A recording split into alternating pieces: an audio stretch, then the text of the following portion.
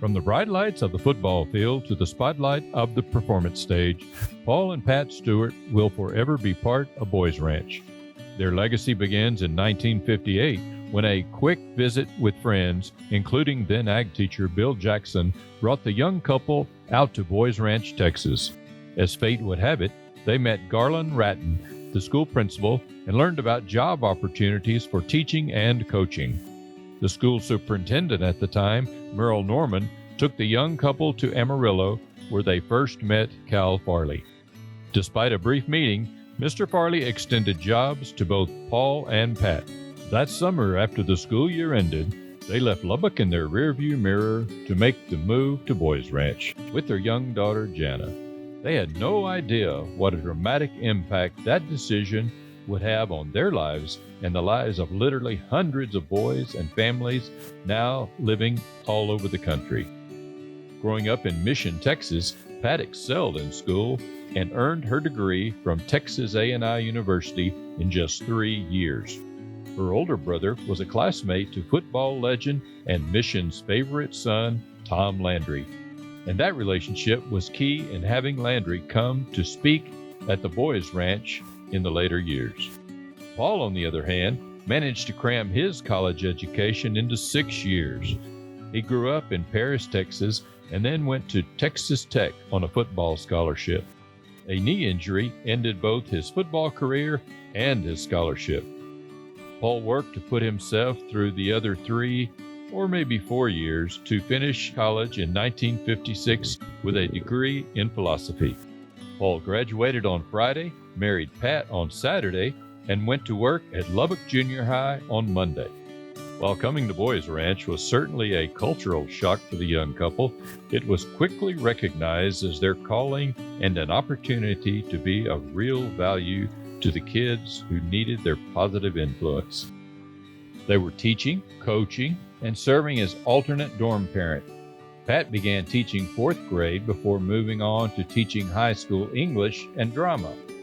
Paul was the head football coach, athletic director, and taught junior high English and eventually high school math, all before becoming the high school principal.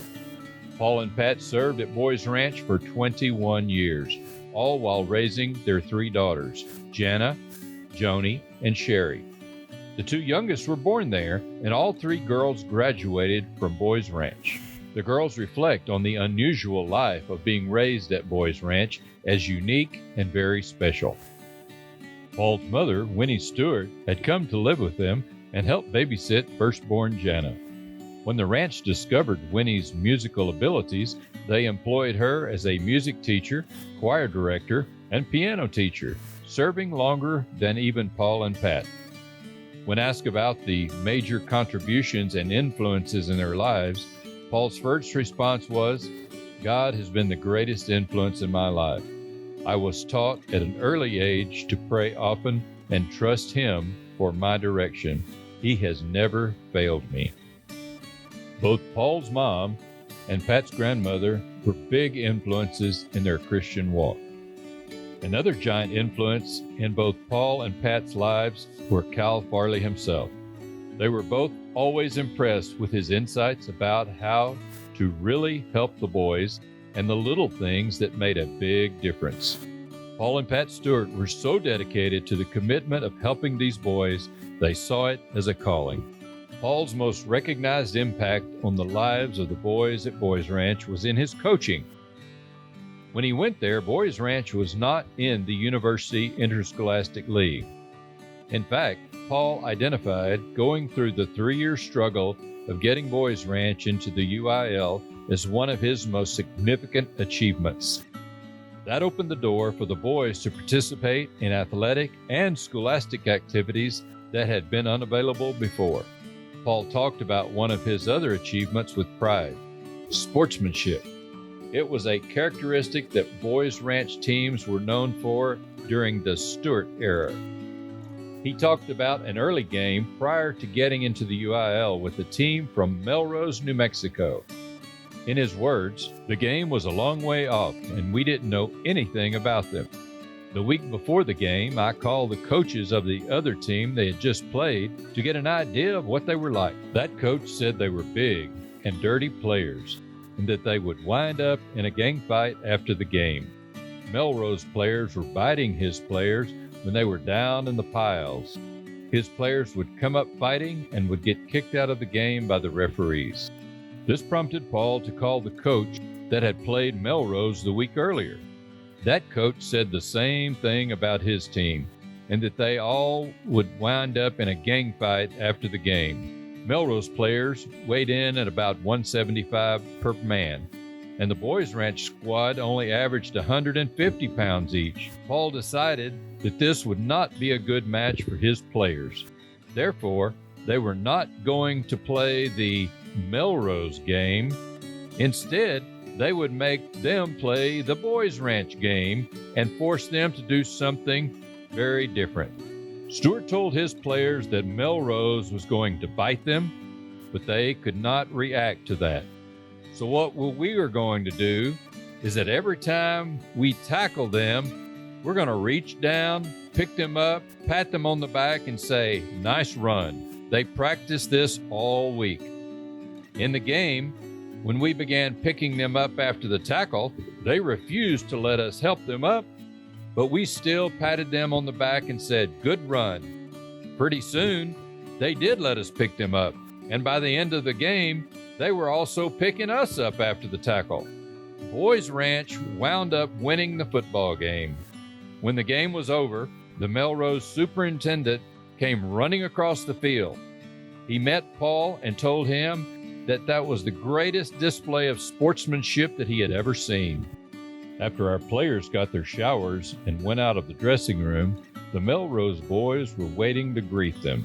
They were really nice and were wanting to meet each player. The rest of the year, the Boys Ranch football team continued to pick up players and say, "Nice run." That became the Boys Ranch trademark. Many of these players are among the students that Paul impacted as a teacher, coach, and principal at Boys Ranch. Thing is, Paul's most significant impact on lives was as a person. He was not just doing a job at the ranch, he was raising boys to become men. All the boys looked up to him because he was so tall, but really, he was looked up to because of his character. While Paul is best remembered for his coaching influences, Pat was best remembered for her impact in the field of drama. Pat was a teacher and a mom to many, but she thrived in the work she did, getting the theater arts program going at Boys Ranch, and then working with the students to bring out powerful performances. In the rough and tumble world of Boys Ranch, Pat Stuart successfully instilled in students a respect for literature, drama, and the fine arts.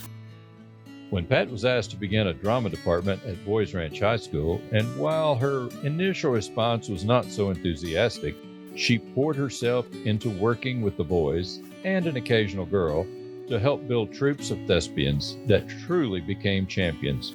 Under her leadership, the drama cast won 13 consecutive district contests in one-act play competition, 2 state championships, and 1 should-have-been state title, and numerous area and regional one-act play championships. She opened the minds and hearts of young boys to building confidence and realizing their potential. Many men today track back to the influence of Pat Stuart as the starting point of their ability to tackle life's challenges.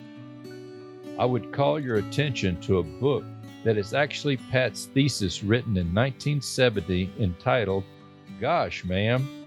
You will not read a more personal, touching, and enlightening account of what it's meant to be a staff parent at Boys Ranch. The life of the Stuart family at Boys Ranch was so much more than a vocation. Paul and Pat poured themselves into the lives of these boys, and their girls were right there in the middle of everything. The Stuarts built strong ties with many of the other staff, their families, and with so very many boys.